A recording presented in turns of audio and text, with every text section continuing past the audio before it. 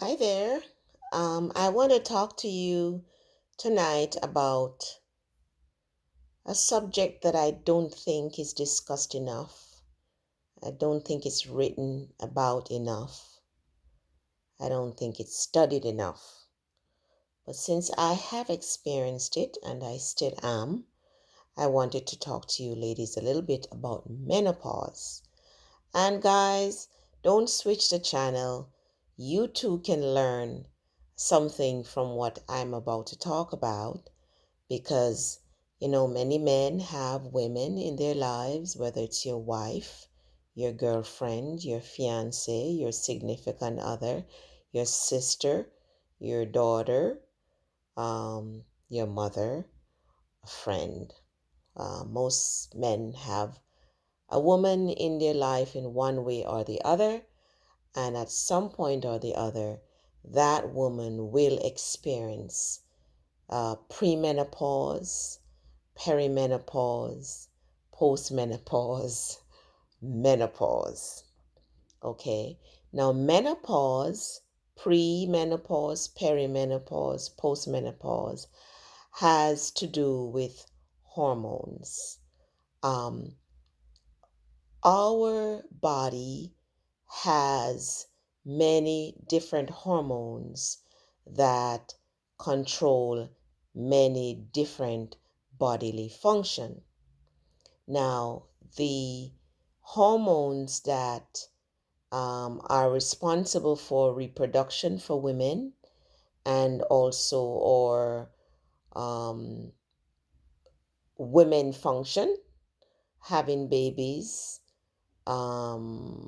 characteristics of a woman, the breast, the tenderness, the emotion, the way we look, the way we respond in life has to do with two primary hormones, estrogen and progesterone.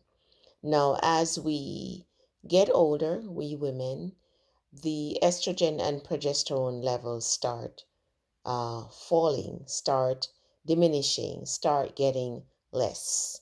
And round about 40-ish, um, many women start experiencing menopausal symptoms or premenopausal symptoms.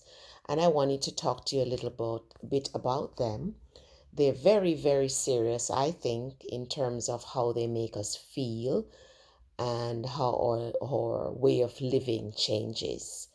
And I think it's very important. I know, not just I think, I know it's very important for us to understand what is going on in our bodies and to find out what are some of the things that we can do to make this phase of our life a little bit more pleasant, a little bit more bearable, a little bit more tolerable.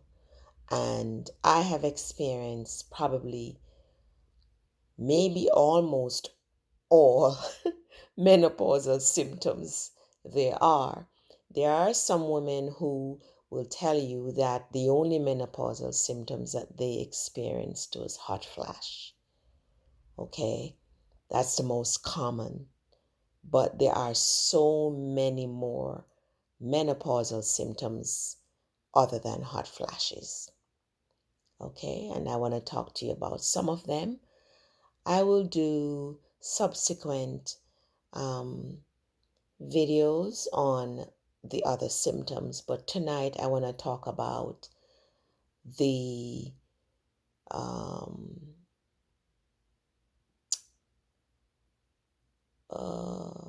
mental, emotional symptom or symptoms that I experienced.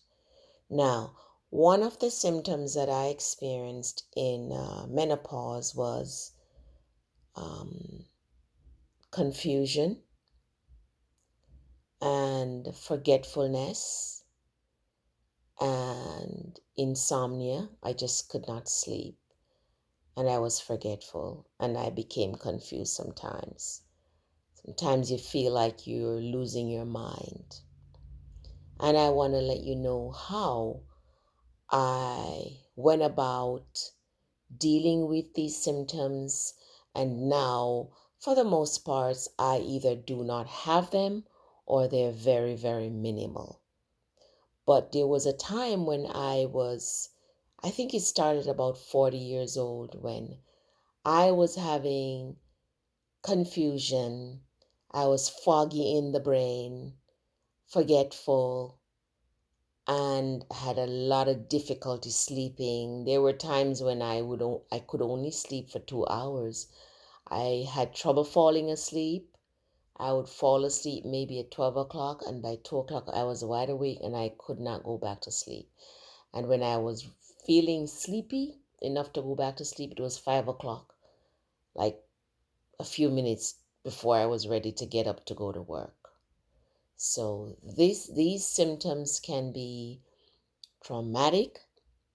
They affect every area of your life. You just can't function optimally. You can't function optimally at work, can't function optimally at home. And you really feel like you're losing your mind, and it is frightening. Now, the thing that helped me the most to deal with all my menopausal symptoms, but this one I'm discussing right now, the mental and emotional and sleep, was my diet and nutrition. I changed the way I ate. I eliminated meat and I became a plant-based eater. That's number one. I had a set bedtime. I would go to bed between 9 and 10 every single night. I cut out television watching completely. I didn't have a television in my house for many, many, many years. It's just, I think it was Christmas this year, which is a month ago or so ago.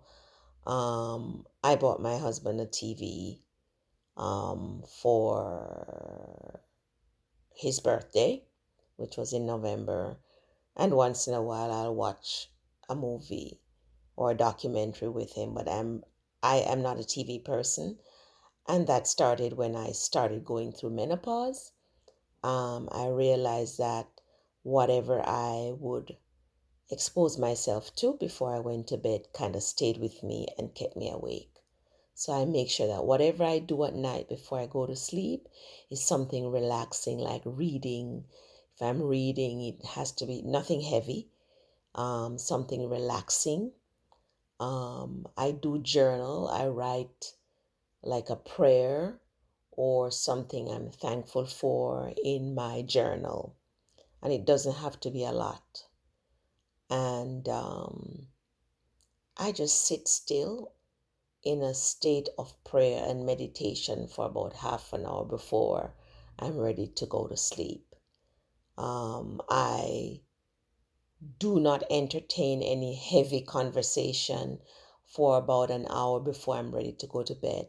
For example, if somebody has some issues and they want to share it with me, and they're heavy issues that I could potentially go to bed with on my mind, I am not going to have that conversation at 8 o'clock or even 7:30 if my intent is to go to bed between 9 and 10. You see, we have to guard our mind, and whatever we focus on within the last couple hours before going to bed tend to replay themselves during our sleep time. So that's why I guard my mind before I go to sleep. So, like I said, I go to bed at the same time every night, usually between 9 and 10. I guard my mind. I will not open emails. I would say any email after 7 that I think is not going to be a healthy email. And to be honest with you, I will not open emails after 7. Usually, whatever is in an email can wait till the next day. For the most part, I don't really read text messages either, unless I know that whomever is texting me is going to be texting me something uplifting and light, nothing heavy. And my family already knows that I don't entertain heavy conversation after 7 o'clock. Um, I don't eat late. I eat dinner early so that my food can be digested early. And, later on in the night, if I want to nibble on something, I'll have fruit or something light, but not heavy dinner. Because believe it or not, that does, having dinner late, especially a heavy dinner, does cause insomnia. So I changed my nutrition. Also, I became quite serious about my exercise. I'm not really a staunch advocate of the gym. I have gone to the gym. I haven't been going to the gym for the last couple of years because I'm not close to a gym, number one. And walking, to be honest with you, is my favorite form of exercise. So I do use some weights, and but my main exercise is walking. I walk about 3 miles per day for exercise, brisk exercise. Um, so nutrition, I do drink water. I drink herbal teas, like cerasee. I like to combine the herbs, so I'll do like cerasee, soursop leaf, moringa, and mint, something like that. Or I'll do ginger and turmeric and fennel, and I'll add a little honey to it. So I usually have a cup of herbal tea at night, maybe an hour or an hour and a half before I go to bed, because if I have it just before I go to bed, many of these herbal teas are diuretics, so they're going to have me up, getting up often to urinate.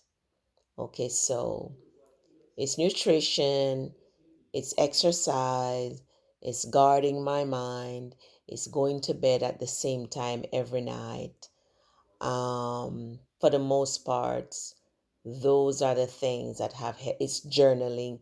Those are the things that have helped me to overcome this menopausal symptom of confusion and forgetfulness and lack of sleep. Because I think what was happening is insufficient sleep, or poor sleep, because sometimes you sleep but you're not rested. I believe that was one of the cause of the forgetfulness and the confusion that I was experiencing. And to be honest with you, right now, I am a sleeper. Right now, I could easily sleep 8, 9, even 10 hours. And I don't wake up, for the most part. I would say 90% of the times I don't wake up during the night except to use the bathroom, stumble to the bathroom, and stumble back in the bed, and I go right back to sleep. So I don't have any insomnia issues. I'm very clear minded. I'm not forgetful anymore. And I wanted to share that with you. For the most part, it's exercise, it's good, healthy eating of fruits, vegetables, nuts, grains, peas, beans, minimizing or cutting out animal based products, fried foods, cutting out junk, very little coffee. I have like one, sometimes 2 cups of coffee in the morning, small cups, and I don't drink soda and so-called juices. I eat pretty healthy. It's exercising, walking a minimum of 4 days a week for a minimum of 30 minutes each time. Brisk walking. Um, and it's, guarding your mind. Guarding your mind. Try not to be watching TV at night before you go to bed, because the same things you watch on TV are going to play out in your sleep and keep you awake. And having a steady same time to bed, same time up in the morning, those things help you with actually all your menopausal symptoms, but primarily the one that has to do with your neurological system, which are insomnia, which can mess up your whole life. I'm telling you, if you can't sleep, you just can't function. Confusion, which is very frightening, and forgetfulness, which is really not cool either.